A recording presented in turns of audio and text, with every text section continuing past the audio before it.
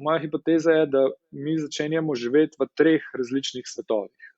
In zdaj eden lahko samo v enem svetu živi, eden lahko čez vsem 3 svetih živi, pa vse tako. No, in te 3 svetovi. En svet je ta fizičen svet, ki mu jaz rečem government svet, ki ga v bistvu government kontrolira, ki ga vodi. Generalni pokrovitelj oddaje je AC Sport d.o.o.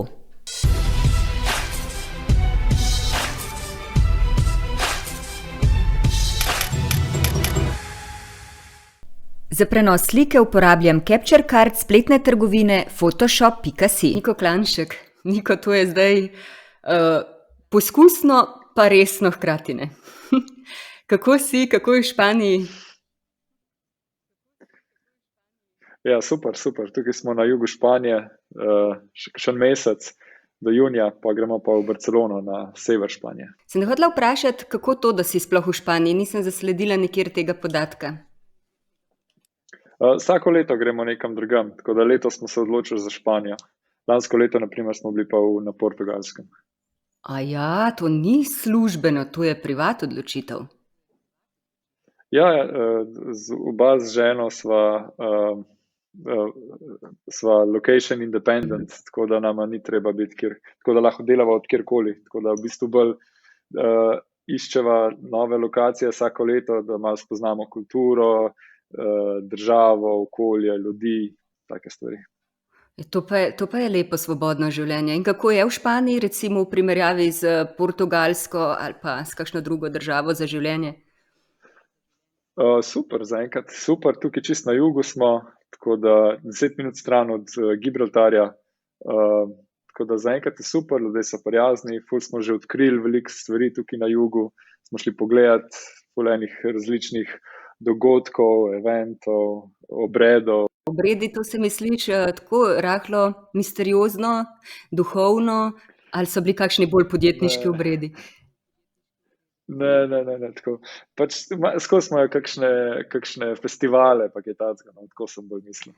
Tako, ampak take lokalne, tako da spoznaš jih šele, ko pol živiš tukaj, pa se z lokalci pogovarjaš, pa ti povejo, ja, tisti vikend pojte pa v tisto village, pa se bo to tam nekaj dogajalo, pa tako. Ne. Naprimer, zdaj naslednji vikend gremo v Sevilo, ki imajo tale, kaj že, mislim, da imajo dancing week, ali kako je že, nekaj flamengo plešajo cel teden, pa ne vem, kaj še vse. Pa se oblečajo, pa s konji hodijo okrog, pa mislim, da se pol na koncu na stadionu Biko Borb dobijo. Pa tako. To je drugače kar arabski pridih, ne, teh krajev, v bistvu Grenada, Sevilla, pa Andaluzija pač, no, ta konec. Ja, točno to, ja. Je kar, ja.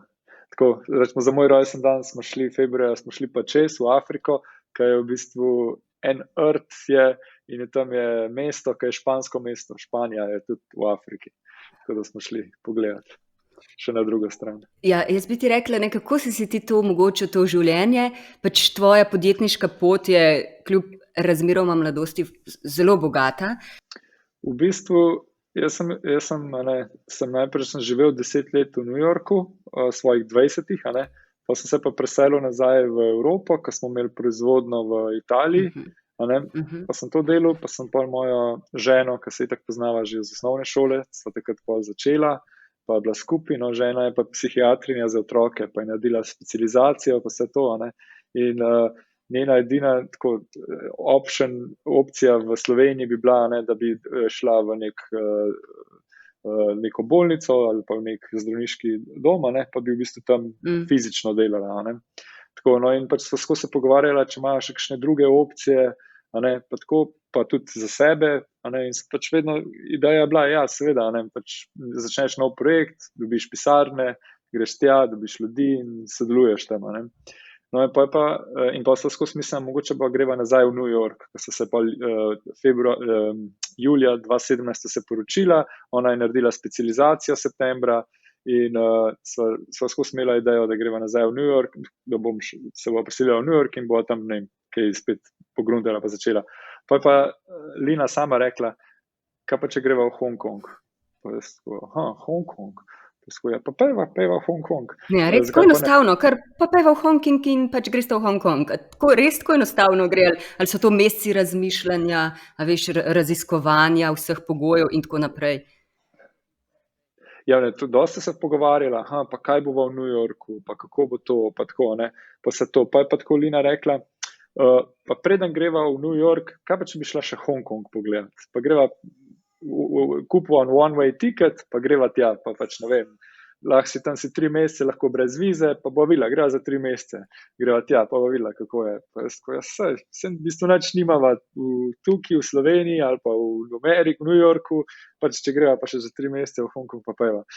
No in pa sta šla v Hong Kong in, moramo vedeti, Lina je psihiatrina, ki ima v bistvu, ki mora biti fizično nekje, to je najna mentaliteta bila takrat, mora biti fizično nekje, ima tele, kaj se že, certifikate, pa to, da lahko v bistvu samo v Sloveniji ali pa v Evropi deluje, ker to je le, psihiatri so le zdravniki, pa tako, To, jaz pa na drugi strani pa tudi, v bistvu jaz nisem z Kitajsko ali pa z Azijo, nič veze, tako. No in pa sva šla tja in to je najbolj zanimivo, in to so se naučila, pa vsako leto, ko greva nekam, so se to naučila ta prvič, da ko prideš neko novo okolje, pol je kar milijon enih novih opcij se ti odpre, kaj vse lahko bi delal ali pa počel, ali pa kaj vse bi, kako bi živel, pa vse to. Tako ful je težko, rečemo, ko so bila v Sloveniji, razmišljati, ok, bo v Hong Kongu in kaj bova pola. In pač vidiš samo tiste opcije, ki jih imaš v Sloveniji.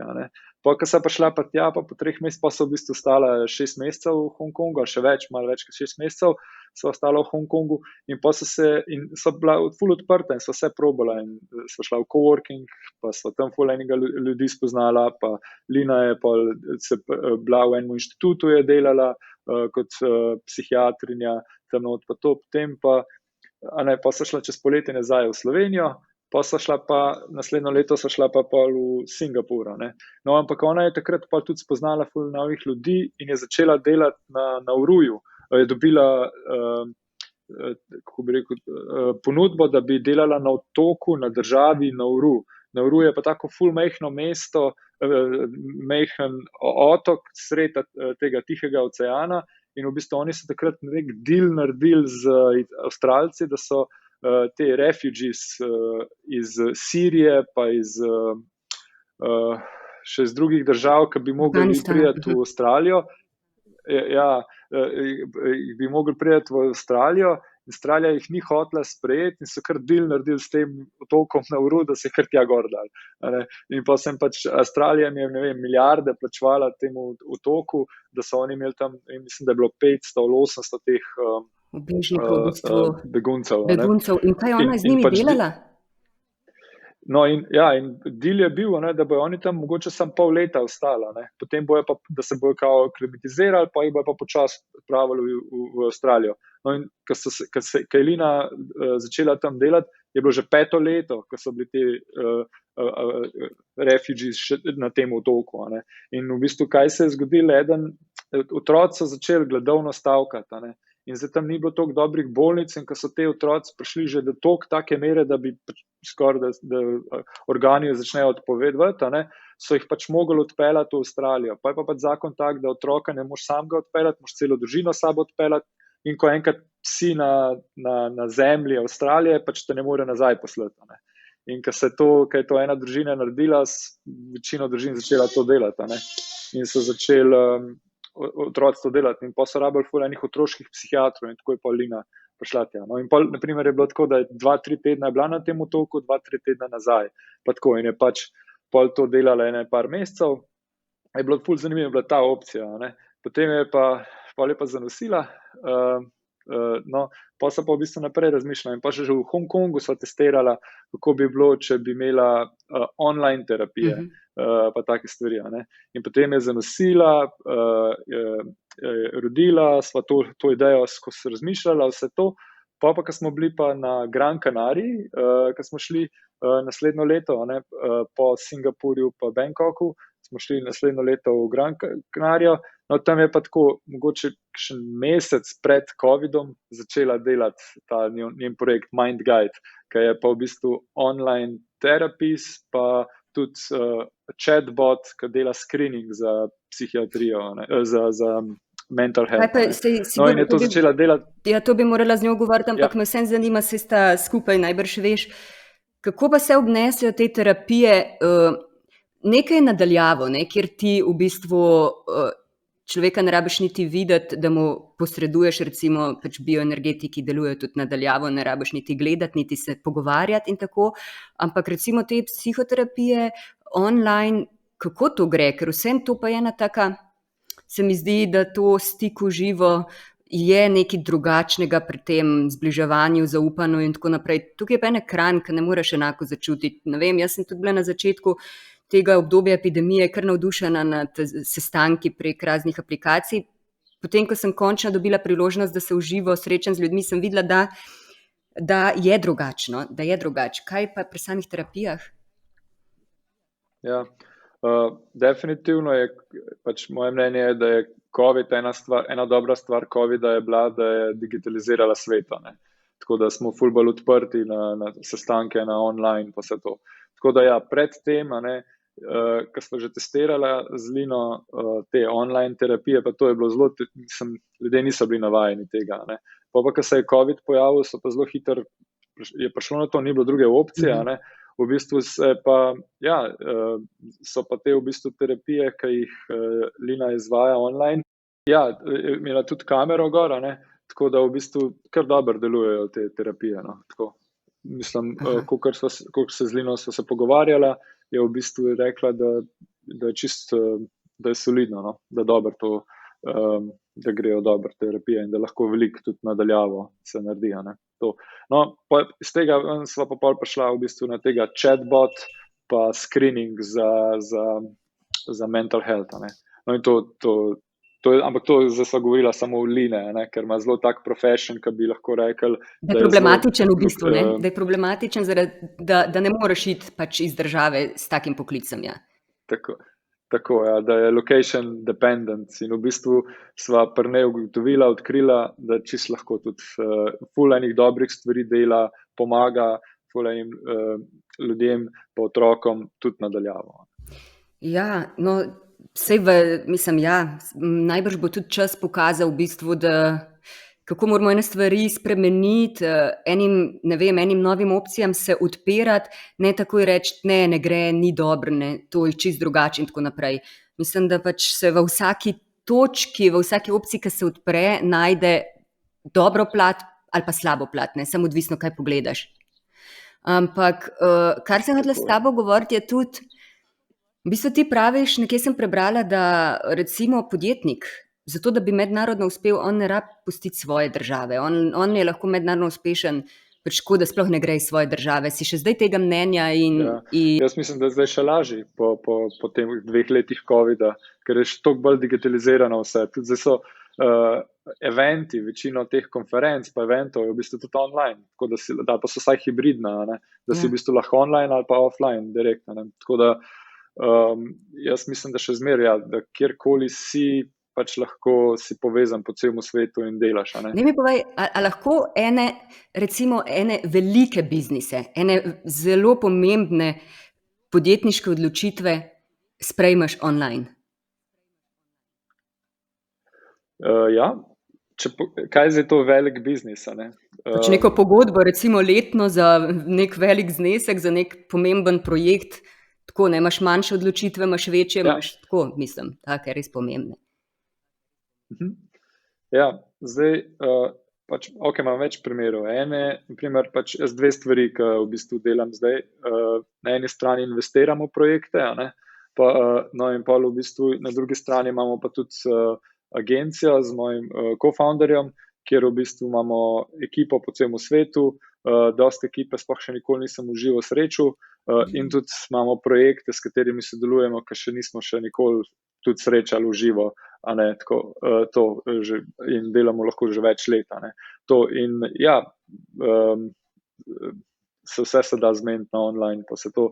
No, pa ta tretja stvar je pa, če gremo malo bolj v blockchain, pa v ta kriptosvet, pa metaverse, je pa v bistvu danes so veliki projekti, ki so že, imajo lahko market cap več 100 milijard velik cap ali pa trilijon velik cap, pa v bistvu vse delajo online, vse decentralizirano in vse se odloča na online in v nek community po celem svetu se odločajo za velike stvari. Ja, meni je ta svet drugače zelo zanimiv. Jaz sem tako, bom rekla, z eno nogo, z enim korakom nazaj še v tistem navadnem svetu, in z drugo res grem že naprej v ta digitaliziran svet oziroma pač v svet odprtih možnosti in drugačne komunikacije in drugačnih poklicev.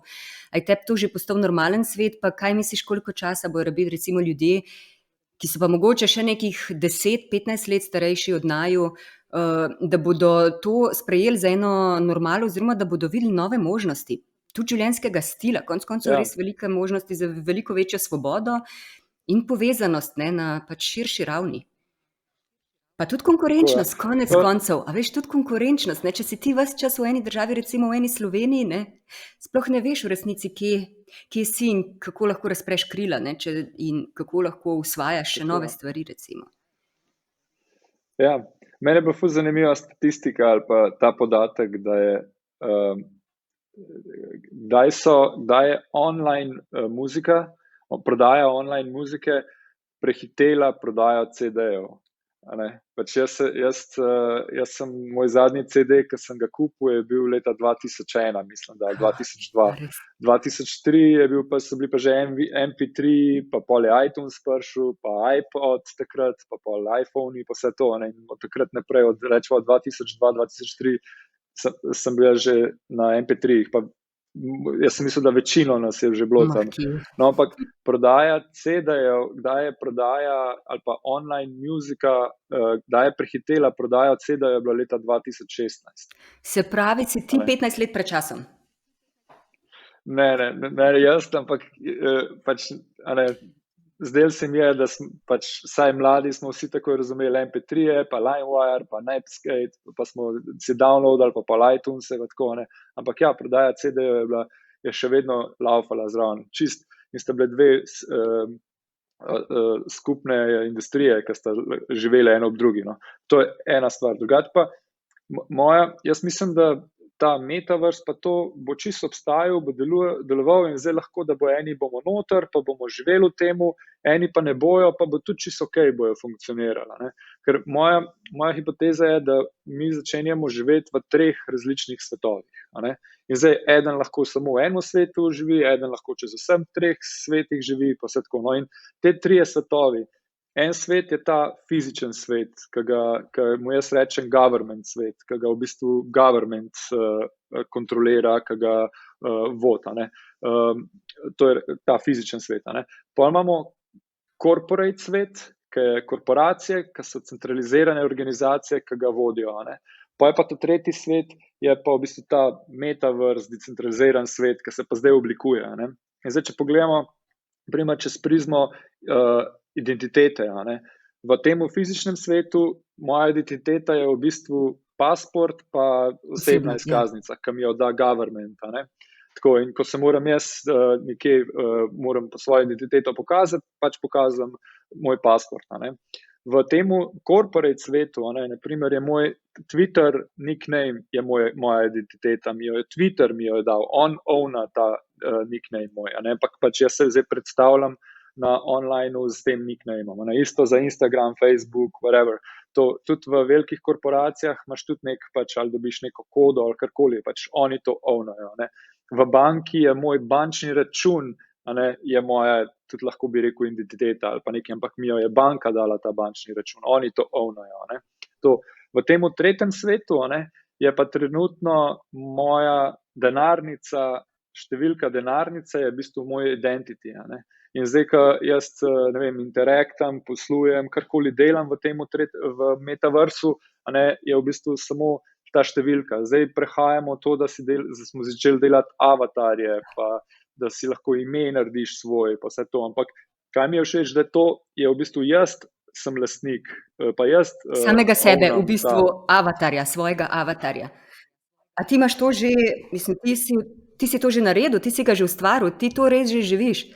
Pa kaj to pomeni sploh, ko si rekel, da živiš to? Mislim, kaj je to vzporedno življenje? Je to vezano samo na tvoj posel? Ali je to kaj več tukaj, ali je to nekaj drugega? Kakšen je ta tretji svet? Ja, metaversa, ali pa Web3, ali pa kripto, ali pa karkoli, lahko tukaj se zdaj to se še oblikuje pa razvija. Ampak ja, jaz mislim, da zdaj bo ful zanimiv, to moramo tudi vedeti, tukaj je več teh metaversov, bo en metavers, ki ga bo Facebook imel, Meta, ki zdaj govori ta metaversa, ampak jaz še vedno mislim, da je to centraliziran metavers. Pa imamo, Decentralized Land je eden od metaversov, pa Sandbox je drug metavers, pa CryptoVoxels, tretji metavers, tako da mi bomo imeli ful enih metaversov, in pa bomo šli v bistvu, in kaj bo zdaj ful zanimiv videti, kako se bojo te metaversi začeli pozicionirati, kaj bojo njihove use case, mogoče bo v Decentralandu use case, da je to nek entertainment, pa meetingi, pa networking, pa eventsi, pa ko bom jaz hotel iti na koncert, bom šel v Decentralized Land, pa bom tam koncert gledal, naprimer. Ampak to ga boš gledal virtualno. Tako, ja. A to ti zadostuje? Mislim, kako tvoji čuti reagirajo na to? To bi rada še malo raziskala, glede na to, da si že uporabnik, da si notri. Mislim, to so res dragocene izkušnje, ker pač za marsikoga je to v bistvu še čista znanstvena fantastika in mogoče že star 50 let se mu zdi, da tega nikoli ne bo živel in doživel. In pač to je stvar novega časa, čeprav on še vedno živi v tem času, ampak ni njegova stvar. Kako je s tvojimi čuti, kako je potem s percepcijo realnosti? V bistvu me to zanima. Če je tam vse tako vznemirljivo in res doživiš, kar hočeš, kako potem to realnost, kjer stvari tečejo počasnejši in po enih čist drugih zakonih sprejemaš? Ja, zdaj tako, to je še vse na začetku, tako da v bistvu kako dostopamo do teh virtualnih svetov, še najbližje, ko daš si očala gor tiste, Oculus ali pa karkoli si mogoče malo bolj tako noter, drugače to še čez pred računalnikom, tako da to smo še čisto na začetku tega. Zdaj se bo pa pač to počasi razvijalo, pa bomo videli, v katero smer bo šlo, ampak moje mnenje je, da tako kakor so, rečemo, ko bi rekel, ko se je internet v 90-ih začel, večino projektov je kopirali biznis modele pa stvari, ki so bili v fizičnem svetu, pa jih dajali na internet. Ampak, če je že v fizičnem svetu deluje, zakaj bom zdaj imel na internetu? Ne rabim, z tega jih je tudi 90% projektov propadlo. A daš kakšen primer, samo da razumemo, daš kakšen primer? Rečemo, so bile, naprimer, so hoteli magazine, naprimer, pa so bili so dajali na spletno stran isto tako, da si listil magazin, kakor če bi ga kupil. Pač listati je veliko lažje, boljš magazin v živo, kakor pa da mi je tam nekaj po internetu klikal, pa se mi bo to odpiralo. To mogoče ni najboljši primer, ampak nekaj, kar... Super primer je, ja. Ja. Potem se je pa v 2000 se je pa v bistvu infrastruktura začela za internet postavljati. In potem smo začeli dobivati res native internet projekte, ki v bistvu brez interneta ne morejo obstajati. Naprimer, Facebook brez interneta ne more obstajati. Instagram pa Uber brez interneta pa smartfona ne more obstajati. Ga ne morem ga imeti tako. In v prejšnjem bullrunu 2017-2018 so se ICOT-i začela. In v bistvu spet veliko enega copy-pastinga smo imeli z internet projektov pa biznisov v kao, zdaj pa je to na blockchainu s kovanci. In seveda, 90% je propadlo, ker pač, če na internetu že dela, ne rabim je zdaj neke kovance pa blockchain za to, jih je propadlo. Ampak kaj se je pa zdaj v tem času dogajalo, se je pa spet infrastruktura začela graditi in zdaj začenjamo videti projekte na blockchainu, ker ne more obstajati brez blockchaina. En dober primer je primer Uniswap. Uniswap je exchange, ki ti lahko exchangeaš samo svojimi walleti in v bistvu to sploh ni tako, da te bo zdaj match ali pa naredil, ampak imaš tukaj pool, pa kle pool in to vse na blockchainu laufa. in brez blockchaina to ne more obstajati. Kako pa to lahko pretvoriš potem v ta navaden svet? Mislim, kako lahko to uporabljaš, za kakšne stvari?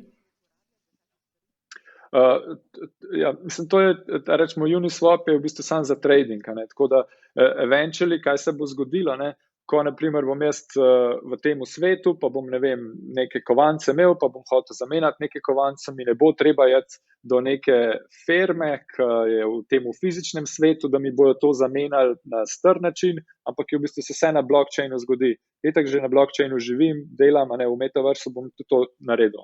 Tako, to. No, zdaj smo pa v temu, bolj rano, se pa ta metaverse, pa NFT, pa vse to se je začelo. In to smo zdaj spet toliko na začetku, dosti tega nekega copy-pastinga, tako kot v vsem svetu delamo, bomo zdaj hoteli v metaversu. Da bomo imeli avte, pa superge, pa Dior t-shirte, pa ne vem še kaj vse. Tako da neke stvari bojo ostale, neke stvari pa pač bojo rekli, da tega mi ne rabimo v metaversu. Se to deluje v pravem svetu, zakaj bi zdaj rabo to v metaversu?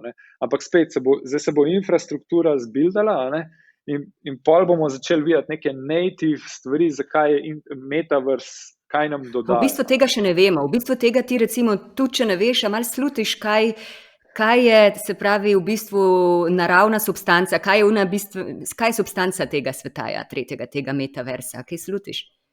Ja, moje mnenje je, da v bistvu v fizičnem svetu smo omejeni na neke stvari, neke omejitve so, Tako, v tem virtualnem svetu je pa v bistvu edina limitation je naš imagination. Tako da to mi je všeč. Tako da, jaz si predstavljam, da bomo imeli ful enih različnih svetov. In zdaj bomo tako, zdaj bo, naprimer, rečva, da bomo imeli, jaz bom imel svojo spletno stran, clanshek.com, naprimer.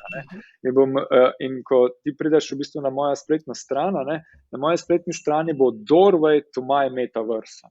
In pa bom imel neko public metaverse, ker ti lahko priješ noter, pa bo, galerija mojih slik, kar bom jaz hotel pač pokazati na zven.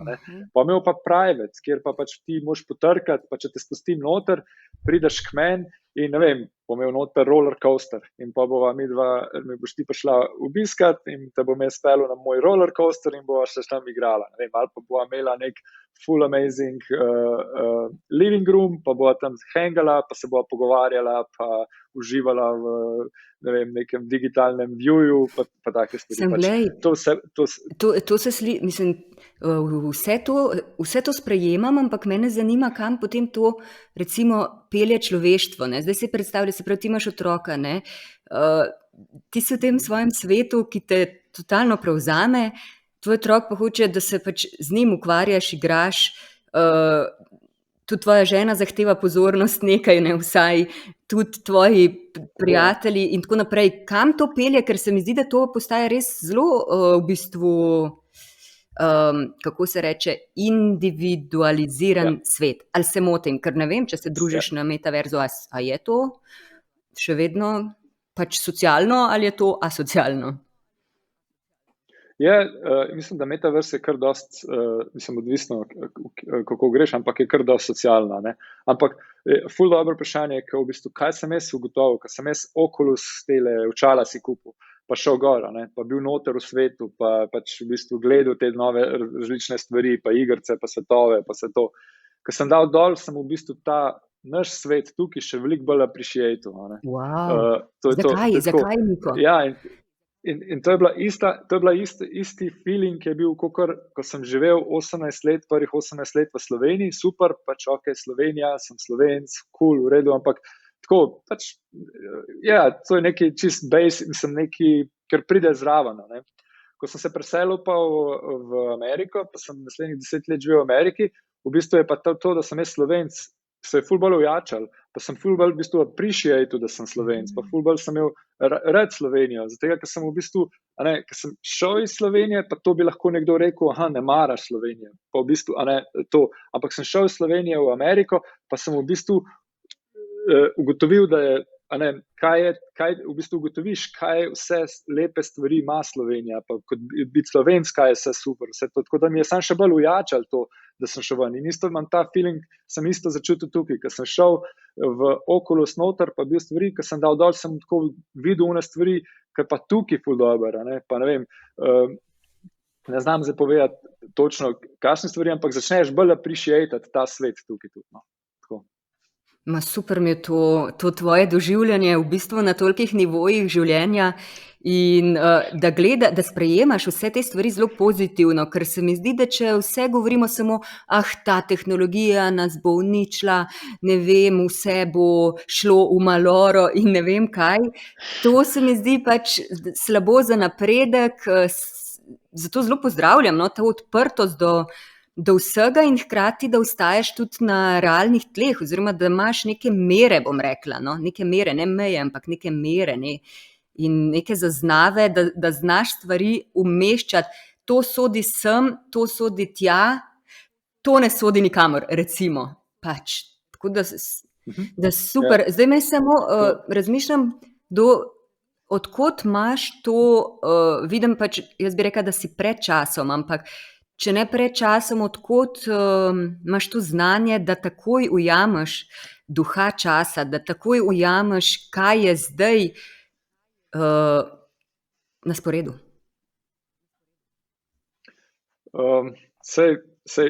Jaz v bistvu, ko bi rekel, jaz ne verjamem, da sem ful pred časom, v bistvu zdaj, ker jaz v svojemu, ko gledam stvari, so že bili pred mano ljudje, ki to delajo, tako da vedno misliš, se si late to the game, tako, ali pa saj v svojemu bablu, s katerimi ljudmi se družim, pa tako, ampak ja, v bistvu vedno me zanimajo nove stvari, pa kaj se kaj novega dogaja, pa to pa v bistvu tudi ful rad dam poudarek na to, skozi konstantno neko izobraževanje, pa učenje, pa vse to, tako da zelo rad, mislim, da dajem poudarek, da saj enkrat, da vsak teden, da ne vem, da ful enih podcastov poslušam, ali pa knjige berem, ali pa ne vem, na YouTubeu gledam različne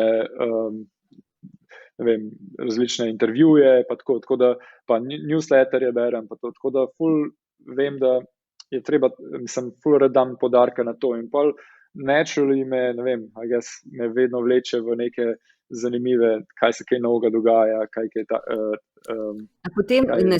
Potem recimo ti v svojem krogu nimaš jamračev, ker recimo zdaj, če pogledaš, ne vem, neke firme recimo, kjer so ljudje tam, da ne rečem ujeti ali pa vsaj zaposleni, pač vsak dan po 8 ur, nimajo kaj dosti svobodne volje, nimajo kaj dosti kreativnosti recimo.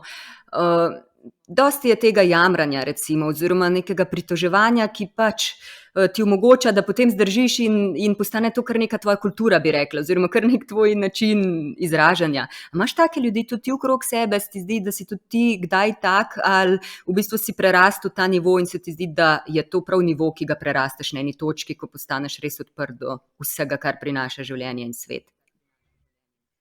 Ja, ne vem, od kje to, ampak ja, pač nimam, ne vem, če imam ful tega vseb, ne vem pa, ali sem se rodil s tem, ali sem bil vzgojen tako. Pač moja mama, jo tudi nisem nikoli slišal jamrati, ali pa se pritoževati, v bistvu, če ne tako, mislim, da je ona še bolj na drugem spektru, da kdaj prehiter stvari, akcijo prime, pa naredi, tako da, ne vem, pač mogoče sem bil že vzgojen tako, ampak ne vem, po drugi strani, ne vem, ponavadi nikoli ne vidim, vedno probam najti dobre stvari v vsaki situaciji. Ja. Daj mi povej, zdaj glede na to, da si ti tudi svetovalec, podjetnikom, podjetjem, daj mi povej, a je lahko recimo intervju, pa če sem novinarka, a je lahko intervju tržni produkt v današnjem času, a lahko na svobodi od tega dolgoročno res v redu preživiš? Ja, Ja, v bistvu dva koncepta, pa dva thesis, ki jih imamo. V bistvu jaz mislim, da smo zdaj v svetu, ker je attention economy najbolj pomemben. In v bistvu več, ko imaš attentiona, bolj lahko, ne vem, oblikuješ svet, oblikuješ mnenja, to delaš. Naprimer, ta koncept, ki je bil, da v bistvu večino življenja na svetu, je bil ta scarcity, je bil, da so ljudje v bistvu delali za hrano. In zdaj tisti, ki je imel lastnik, ki je bil zemljo, je v bistvu vladal svetu, zaradi tega, ker ti si lahko na zemlji predelal hrano. In to so bili kralji, grofi, karkoli te, ki so bili lastniki zemlje. Potem pa v 19. 20. stoletju, ko so se pa začele mass production, pa se to in je v bistvu zmeri več ljudi začeli delati v firmah, v teh factories, pa se to, korporacijah, v factories, assembly lines, take stvari. In v bistvu ljudje niso več delali za hrano, da bojo predelali hrano, ampak so v bistvu proizvajali stvari, dobili plačo in šli v trgovino in kupili hrano. Tako da zemlja ni bila več pomembna. V bistvu tisti, ki so imeli več skilled labor, več, ki so imeli ljudi, ki so znali nekaj delati, da so za njih to delali, te so bili empower. Zdaj so bili te industrialisti, pa tako kot Henry Ford, pa take stvari, so začeli vladati svetu. Pa v 20. stoletju, po temu je bil pa scarcity znanje, pa novice. Zdaj, ker zdaj so informacije, vse to. Zdaj je bil Wall Street, pa univerze, pa take stvari. Vse to je bilo, več, ki si imel informacij, bolj si lahko vedel, kako operirati, pa kaj delati. Vse to. Pa je pa prišel internet, pa smartfoni, pa vse to in vse informacije, vse knowledge, literally dobiš v telefonu noter. Tako da, ko me ljudje vprašajo, ko sem šel na Harvard Business School, zakaj? Vse znanje, ki smo ga tam dobili, ga lahko dobim na YouTubeu. Lahko pogledam intervjuje, lahko si najdem članke, vse lahko, malo več dela bi rabil, dati pa malo več časa, da to najdem, pa da vem, kaj se moram učiti, ampak vse lahko dobim na internetu. Kaj je bil v bistvu dodana vrednost danes Harvarda, je ta network, pa svojih sošolcev, pa nek brand, ali pa nek private club, da zdaj sem jaz alumni te šole, pa mi se kakšna vrata lažje odprejo, zato ker je nekdo na drugi strani tudi alumni te šole, take stvari bolj. No in zdaj, ko imamo vsi v bistvu vse informacije, v bistvu naslednja stvar, ki je najbolj pomembna, je ta attention, kam bo zdaj naš attention šel. In je ful zanimivo videti Elon Muska, on je social CEO, on zdaj Twitter, zdaj ga je še kupil, Twitter, ampak on zaradi tega, ker tvita, pa govori vse to, v bistvu, toliko enih followerjev ima in spreminja tako svet, ali pa saj shape ga v to tako, Pol imamo, na primer, Donald Trump. Donald Trump je, moje mnenje, zmagal, postal predsednik zaradi tega, ker je imel attention, ker je lahko komuniciral in toliko veliko ljudi ga je mu je dajal attention. Samo kako pa to pozornost? Kaj misliš, a veš, zdaj to se zdi tako, kot da si dal rešitev, kot da si povedal recept, recimo, ampak vseeno, bistvo je pa v tem, kako pridobiti to pozornost, ker zdaj pa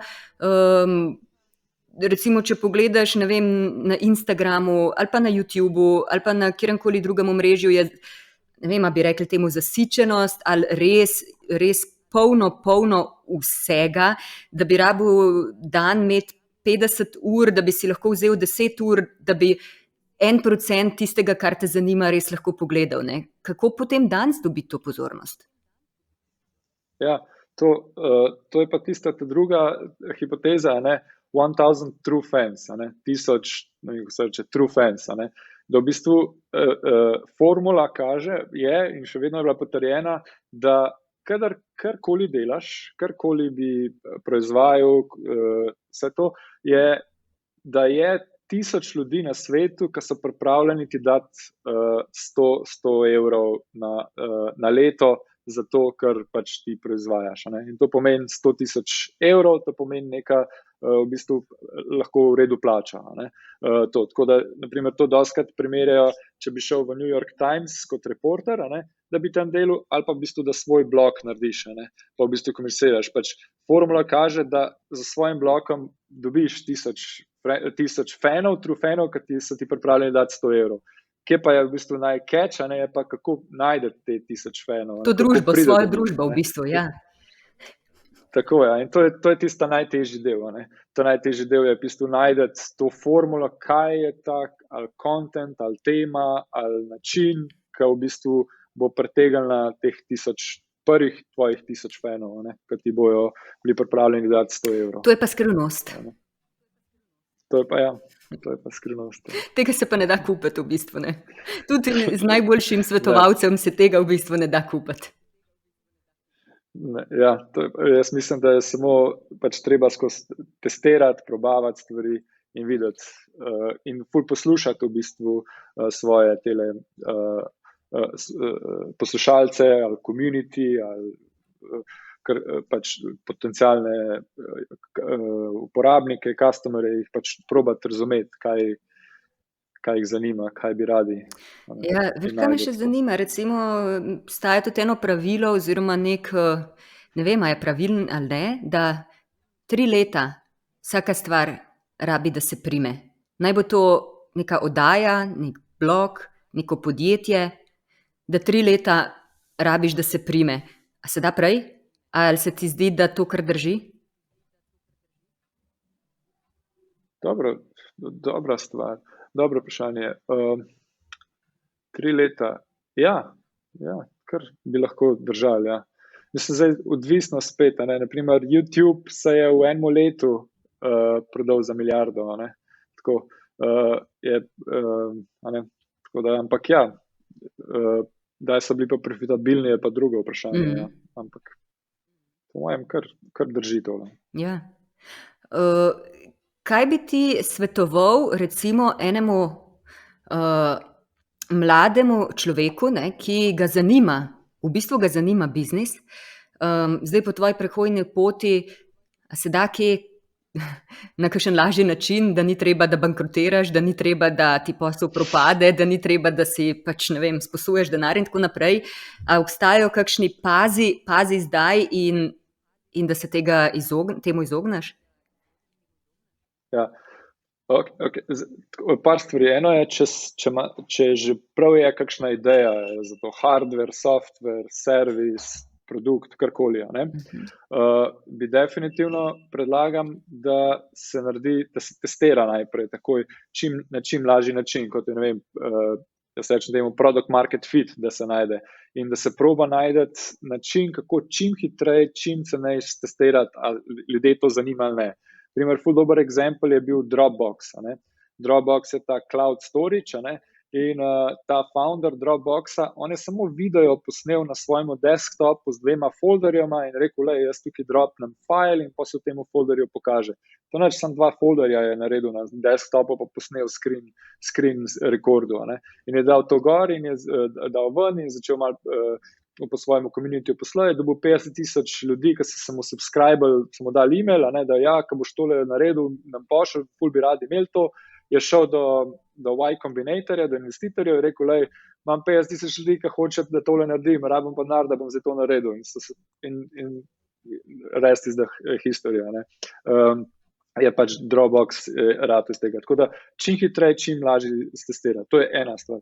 Druga stvar, ki pa jaz verjamem, pa v naslednjih 10 letih bo več DAO-tov, Decentralized Autonomous Organizations, nastalo, kakor pa DO-jev, LLC-jev, DD-jev, vseh ostalih firm na svetu.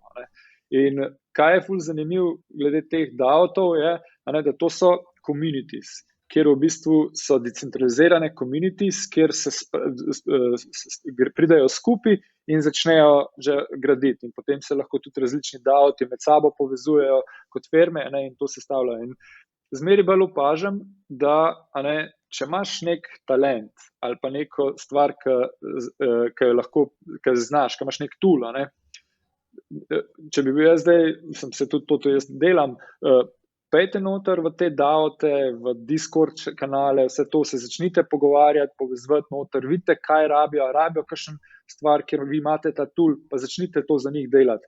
In zelo hitro vas bojo opazili in vas bojo, ne vem, vas bo community votala, da vas dodajo noter v DAO, kot ne vem, da dobite za te stvari, ki boste proizvajali neki plačan ali pa tokne njihove, pa vse to.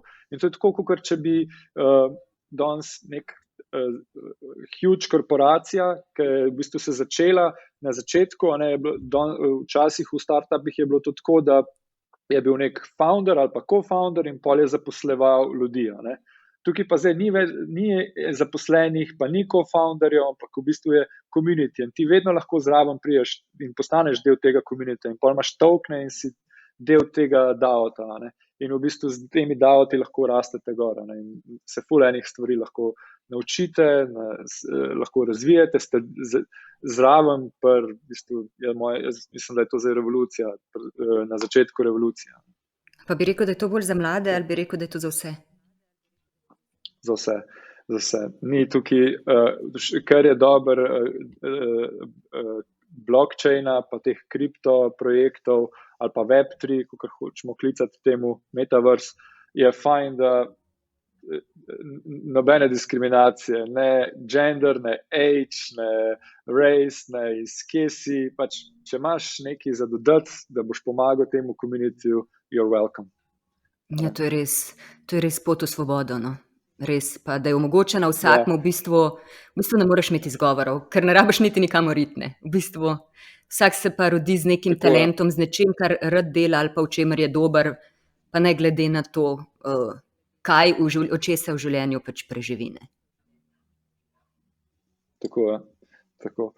Plus, da vse to, danes je še ne vem koliko milijard ljudi sploh nima connectiona do interneta, ali pa ne vem koliko milijard ljudi nima na primer opcijo, da bi sploh imeli bančne račune, ampak z Web3-om pa z blockchainom rabiš samo smartphone pa pač connection do interneta, pa lahko vse te stvari dobiš. Ja, no kako ti si ustanovil, mislim, tvoj najboljši Kickstarter, ne? In soustanovitelj crowdfundinga v Sloveniji si. Verjameš potem v bistvu v Slovence, lahko sva malo nacionalno orientirana. Kaj opažaš pri nas Slovencih, kar se tiče svoje profesije? Ja, res je, jaz sem naredil svoj Kickstarter projekt leta 2013, smo zbrali $700,000 v 40 dneh in je bil takrat top 100 najbolj uspešnih projektov na svetu, pa seveda najbolj uspešen v Sloveniji. No in potem sem tudi začel, sem co-foundil crowdfunding meetups, kjer je v bistvu community, ki pomagamo, pa se dobivamo enkrat na mesec, pa se pogovarjamo o crowdfundingu, pa vsem novim projektom, pa ljudem, ki se zanimajo za crowdfunding, lahko pridejo tja, pa jim svetujemo, pa povemo vse, kaj deluje, kaj ne deluje, pa take stvari. In smo ful sem vesel, ker smo v Sloveniji, zdaj ta crowdfunding meetup se je razširil že na celo Evropo, smo naredili to, da vsak, ki naredi uspešen crowdfunding projekt, v bistvu ful rad nazaj share. In tudi, rečemo, če nekdo se zanima, da bi naredil svoj crowdfunding projekt, v bistvu so vsi te founderji, ki so že naredili odprti, jih lahko kontaktiraš, se bojo pogovarjali s tabo, bojo prišli na crowdfunding meetups in sharali. No, in lansko leto, januarja 2021, smo končno premagali moj rekord v Sloveniji, tako da BirdBuddy je, mislim, da zbral 5 milijonov evrov, pa še tale, kaj že Grindr od Equa, od Goat Storyja je zbral, mislim, da 1 milijon evrov. Tako da zdaj, moj projekt je zdaj tretji najbolj uspešen v Sloveniji. Je pa trajalo 8 let, da smo podarili ta rekord. Tako da meni je cilj, da zdaj te dva rekorda od BirdBuddyja, pa to bo manj časa bomo porabili, da bomo premagali, spet podarili v Sloveniji. Tako da ne bo 8 let trajalo. A ti bi rekel, veš kaj me zanima ta ideja? A bi rekel, da je ideja taki zmaga, ali bi rekel, da je neka sreča v življenju, pa način, kako to idejo recimo porinaš naprej, taki pelje do uspehov? Ker ljudje imajo vse žive ideje. Ja, jaz mislim, da mora se ful enih stvari sestaviti, da deluje.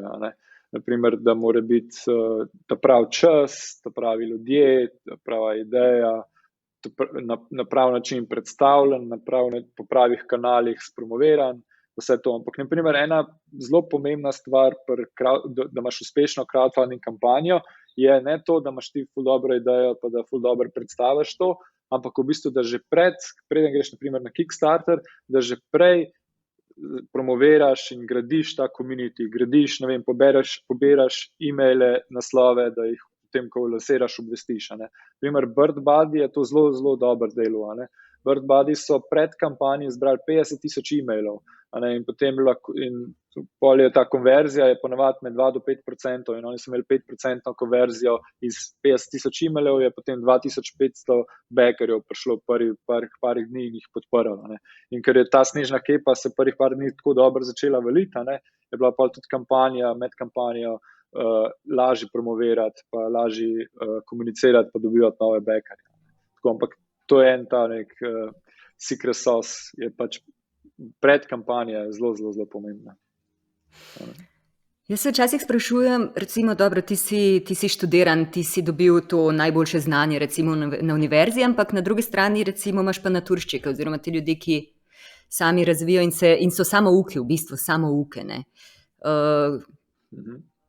Se ti zdi pač, da vsak najde svojo pot, ali vidiš kakšno prednost celo v tem, da si samouk in da ko prideš na eno točko, kjer rabiš nekaj znati za to, da nekaj lahko uresničiš, kar si zamislil, se to pač naučiš, najdeš rešitev in greš naprej. Zanima me, koliko je tebe univerza v kakšni točki tudi omejila oziroma, ja. Ja, ne vem, če me je omejila, po mojem, jaz sem vesel, da jaz sem šel na Fordham univerzo, pa potem na Harvard Business School, tako da jaz sem tam ful enega znanja dobil.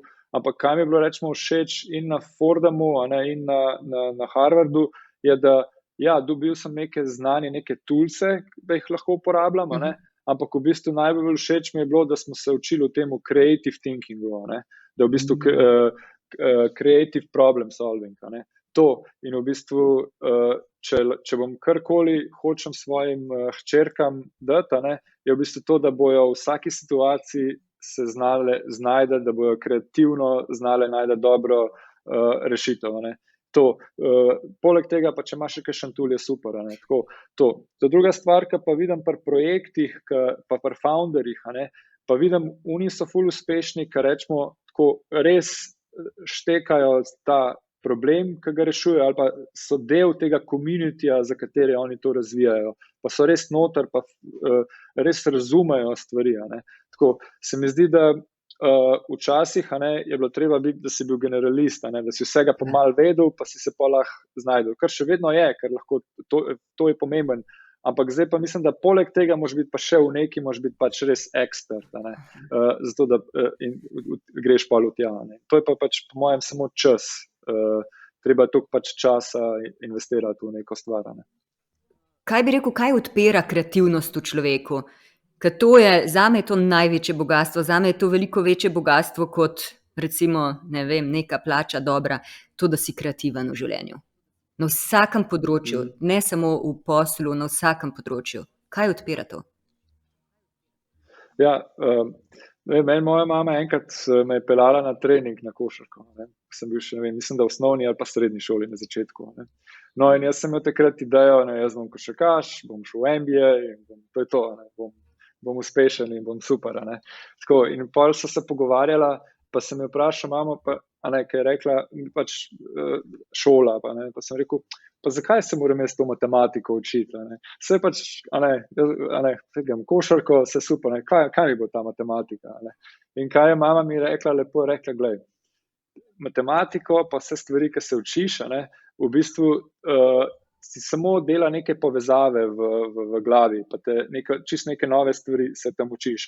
In pol, ko boš igral košarko, pa se bo tam neka situacija zgodila, pa se bo mogoče zaradi tega, ker si se tam neko formulo učil, ker se tako nekako zgodi, se zloži skupaj, boš tukaj, zdaj se ti bo to povezano in boš vedel, kam podati. Sem rekel, ok, to je pa zanimivo. No in pa v bistvu, zato me tudi zanima ful enih stvari raziskovati, zato tudi, zdaj, ko smo v Španiji, me zanima, kako funkcionirajo, kako gremo gledati, čim več stvari probam razumeti, se učiti, gledati. Zdaj, ko prijemo, ko rečemo, ko imamo, ne vem, na projektu nek problem ali pa neko stvar, ki jo moramo narediti, rešiti. V bistvu se mi kdaj zgodi, da tako zdaj, ker smo tam nekje enkrat bili na eno soboto, smo šli na nek road trip, pa sem tam videl, ker so nekaj delali, pa sem mislil, oni so tam tako delali, pa se mi pa čist drugače, se mi te povezave zgodijo in lahko to pač imam neko idejo, kako bi lahko to rešila. In to je bilo, rečemo, tudi na Harvardu, mi je bilo všeč, in to je bilo tudi na Harvardu, mi je bilo všeč, ker so nam dali case, pa so povedali problem, rečemo, smo imeli problem, na Netflixu, ko so nekaj imeli, pa so mogli rešiti. In pol, v bistvu, kaj mi je bilo všeč, ker tako solution sploh ni bil pomemben, kako so oni to rešili. Na Harvardu smo imeli 1,5 ure razred in solution nam je profesor na zadnjih 3 minute nam je povedal, by the way, Netflix so pa to takole rešili. Ampak 1,5 ure smo se pa mi v razredu smo se pogovarjali, kako bi kdo kaj rešil. In kaj sem videl je, da je bilo 40 v razredu in 40 solutionov smo imeli, ker so bili čisto legit solutioni, ki so bili. In smo se sam pač pogovarjali in sem videl, ni pomembno, tako je problem, tako bo rešitev. Ne, mi smo vmes še 40 drugih solutionov. Tako in je bilo to dobro, in zdaj smo imeli ta problem, pa sem slišal 40 različnih solutionov in zdaj, ko imamo ko se pogovarjamo, pa rečemo, ok, rešujemo ali pa kakšno novo idejo delamo, se jaz spomnim, takrat so pa oni to tako naredili, ali pa bi bilo to tako, tukaj bi pa lahko to tako naredili.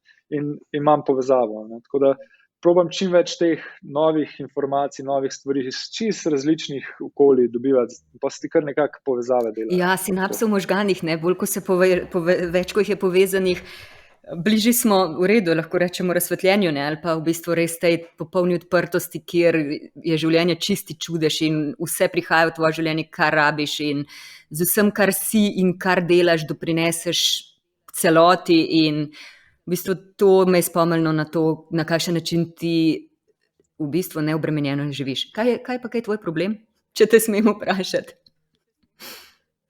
Moj problem? Ne vem. Mislim, sigurno so, ne vem, če se glih ful ukvarjam, kaj so, tako da ne vem, kaj bi bil. Ja. Ok, se te bilo bolj za šalo. Zato, ker da ne izpadeš preveč popoln, a veš? Ja, sigurno nisem popoln. Niko, hvala ti za v bistvu za to debato, ki odpira spet naprej, ker to, da ostaneš odprt in da ni končnega odgovora oziroma mogoče je en končni odgovor v danem momentu, ki pa odpira spet novo vprašanje, to je stvar razvoja človeka, človeštva, sveta in super je predstaviti in se pogovarjati s takimi ljudmi, ki to ne samo vejo, ampak to dobesedno utelešajo in živijo.